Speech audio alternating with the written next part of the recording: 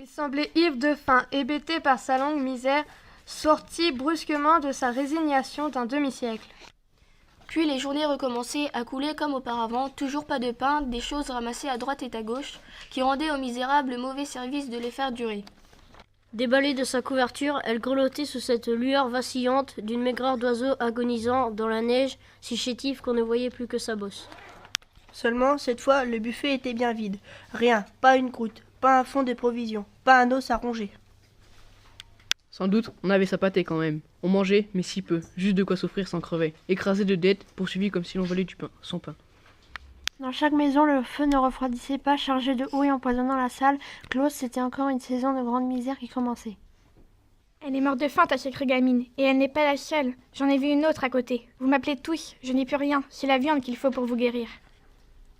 Mais le long des façades mortes, toutes les portes sentaient la misère et sonnaient le creux. À quoi bon frapper? C'était misère et compagnie. Et du coron entier monta bientôt le même cri de misère. Les hommes étaient rentrés, chaque ménage se lamentait devant le désastre de cette paix mauvaise. Ils étaient nus, ils n'avaient plus à vendre que leur peau, si entamée, si compromise, que personne n'en aurait donné un liard.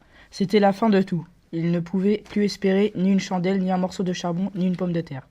Le retour au coron fut lugubre. C'était fini, la journée s'acheverait sans une cuillère de soupe. Et les autres journées s'étendaient dans une ombre glacée où ne luisait pas un espoir. Était-ce Dieu possible d'en être réduit à cette misère, le buffet sans une miette, plus rien à vendre, pas même une idée pour avoir un pain, et le feu qui allait s'éteindre? Et la misère avait empiré encore. Les corons agonisaient d'heure en heure. Sur la disette croissante, tout filait chez les brocanteurs, la laine des matelas, les ustensiles de cuisine, des meubles même. Pas une ombre ne tachait la blancheur nue de la neige, le coron retombait à son immobilité de mort, crevé de faim sous le froid intense. Elle disait le buffet vide, les petits demandant des tartines, le café même manquant, et l'eau qui donnait des coliques. Et les longues journées passaient à tromper la faim, avec les feuilles de chou bouilli.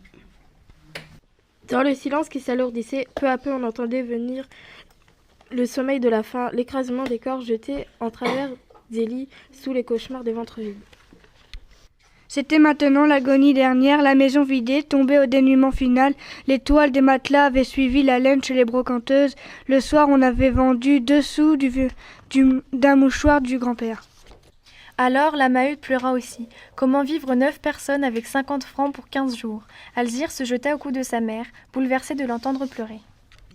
Quelle misère et l'odeur et les corps en tas et la pitié affreuse qui le serrait à la gorge. Le spectacle de cette agonie le bouleversait. Depuis la grève, la faim exaspérait les rancunes. On avait le besoin de cogner. Une explication entre 2 commères finissait par une tuerie entre 2 hommes. Nous voulons seulement la justice. Nous sommes las de crever de faim et il nous semble qu'il serait temps de s'arranger pour que nous ayons au moins du pain tous les jours. La soirée fut affreuse. Tout se taisait, assis devant le feu mourant, après avoir vidé les matelas poignée par poignée. On s'était décidé à vendre à 3 francs le coucou.